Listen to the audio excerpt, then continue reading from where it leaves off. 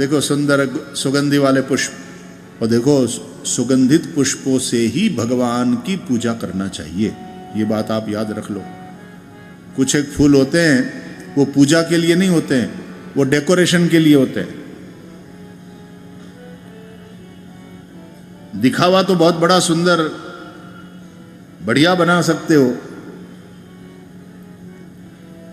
लेकिन भगवान की पूजा में वही पुष्प यूज करना चाहिए जिसमें सुगंध हो।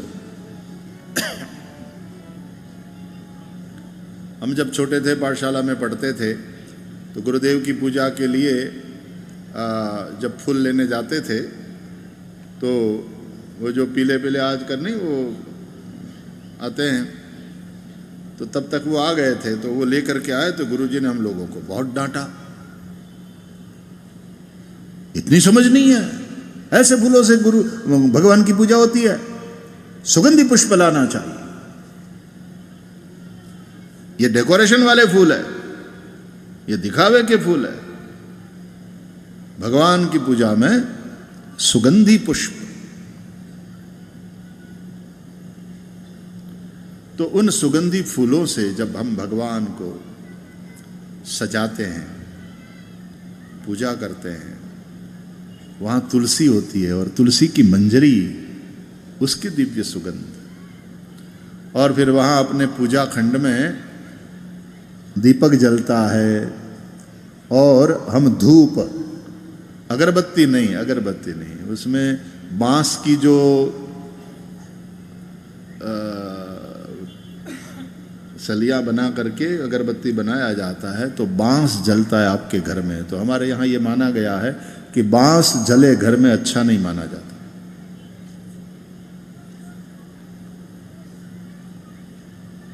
अगरबत्ती तो अब आ गई सुविधा के हिसाब से, बाकी धूप है, धूपम आघ्रापयामी, तो धूप जलाओ, दिया जलाओ, दीपम दर्शयामी, धूपम आघ्रापयामी, फिर नैवेद्यम निवेदयामी। पहली बात तो है कि घर में पूजा रूम रखो, उसमें ठाकुर जी के श्री विग्रह को पधराओ, और दूसरी बात यह है कि कई लोगों के घर में पूजा रूम तो है, उसमें भगवान के श्री विग्रह भी है और भगवान के चित्र जी भी है, पूजा नहीं होती, पूछते ही नहीं भगवान को।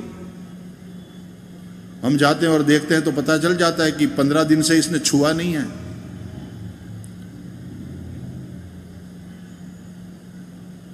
वहां धूल जम गई है, झाड़ना पड़ता है।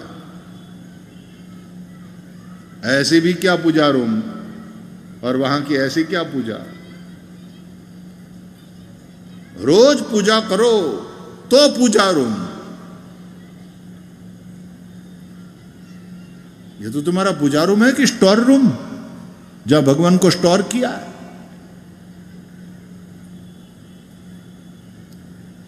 पूजा रूम है, ठाकुर जी को रखा है, रोज पूजा करो।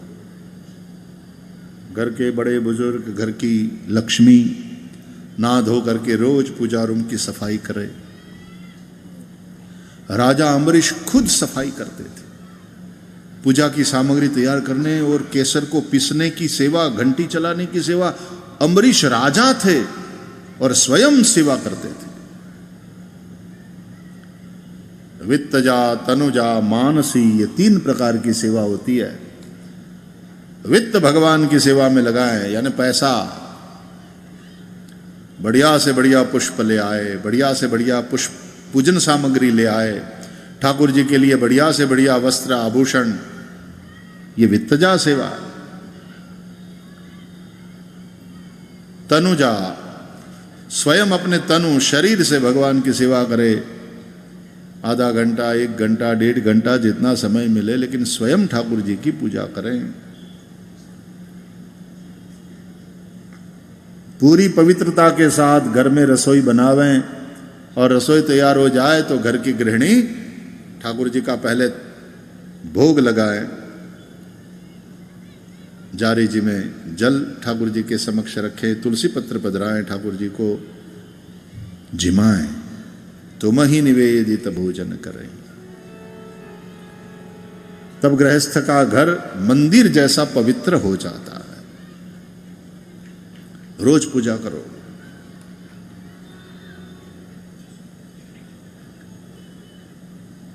जिस घर में देव पूजा में देव के समक्ष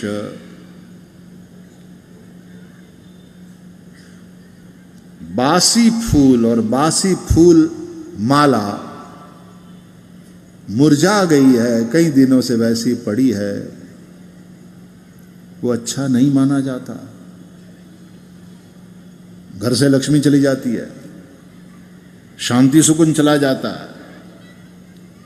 ये डराने के लिए नहीं कह रहा हूं, तुम्हें जगाने के लिए कह रहा हूं।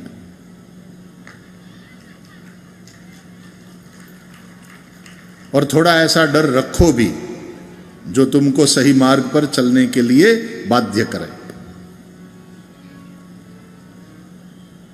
पूजा रूम है, ठाकुर जी को पधराया है, ये तो किसी महात्मा ने दे दिया था, तब से हमने घर में रखा है, बड़ी कृपा की।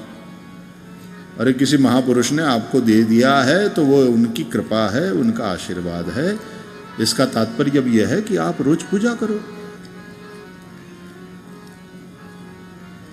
ठाकुर जी को नित्य स्नान कराओ, चंदन सुंदर इत्र इत्यादि है तो स्नान कराने के पश्चात थोड़ा लेपन करके सुंदर वस्त्र आभूषण धारण करा के, पुष्प, तुलसी, बिल्वपत्र, शिवजी है तो भस्म इत्यादि, रुद्राक्ष माला इत्यादि। तो अपने ठाकुर जी को ऐसा सजाओ, ऐसा श्रृंगार करो, और फिर वहां वो दीप रोज जलते हो, सुबह शाम घंटी बजती हो, भोग लगता हो, धूप, तो उस पूजा खंड में एक दिव्य सुगंध होती है। वहां जाते ही आपको एक अलग प्रकार का एहसास, वहां की एक दिव्य सुगंध। तो मेरी नासिका वो सुगंध ले, लेकिन ये वाली ले, ताकि मेरे मन में एक दिव्यता का भाव आ जाए। शब्द, स्पर्श, रूप, रस, गंध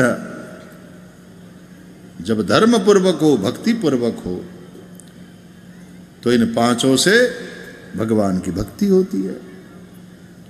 यही कि हमारे घर में मंदिर है और मंदिर के ठाकुर जी की हम पूजा रोज करेंगे, मंदिर की सफाई करेंगे, पूजा घर की सफाई करेंगे, रोज ठाकुर जी की सेवा, नए फूल मालाएं, और शाम को सब कुछ बढ़ा लेना है, फूलों को, फूल मालाओं को। यार तुम सब लोग उतार करके और फिर नाइट ड्रेस पहन करके सोते हो, तो भगवान को ऐसे ही सुला दोगे कि तुमको जैसे ठीक लगे सो लेना। ऐसे नहीं होता है। ठाकुर जी की सेवा घर में, और उसमें भी विशेष रूप से बाल कृष्ण की है, तब तो विशेष ध्यान रखो। श्रृंगार बड़े कर लो।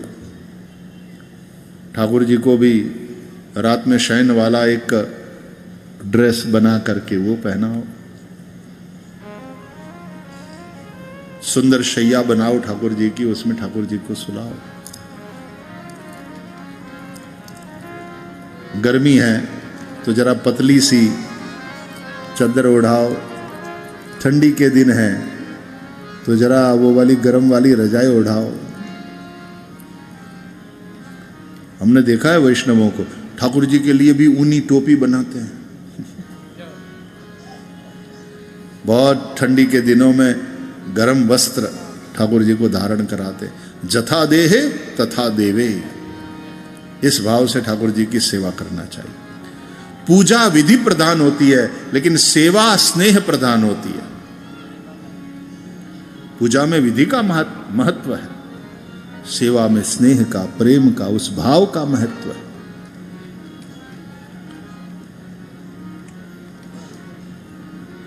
तो नक्की कर लो, यदि घर में पूजा रूम है तो, और अंदर भगवान है, कि पता है भगवान ताकते रहते हैं, अभी आएगी, अभी आएगी, अभी आएगी, मुझे नहलाएगी, अभी आएगी, भोग लगाएगी, भूख लगी है, अभी आएगी। तब तक तो ये खाना खा के सो चुकी होती है, टेलीफोन में रील्स देखते हुए। और भगवान वेट करते हैं, वेट करते हैं, वेट करते हैं। तो जिस घर में पूजा रूम है और पूजा रूम में ठाकुर जी को पधराया है और वहां इस तरह से रोज पूजा होती, ठाकुर जी की सेवा होती है, तो उस घर की रौनक, उस घर का ऑरा, उस घर के वाइब्रेशंस ही कुछ अलग होते हैं। घर को घर बनाओ, लॉजिंग बोर्डिंग वाला केवल होटल नहीं, जहां रहने को मिले, खाने को मिले। घर को मंदिर बनाओ, होटल में कन्वर्ट नहीं हुए। इस तरह से ठाकुर जी का नित्य सेवन करो, सेवा करो। हम वैष्णव हैं, हम भक्त हैं,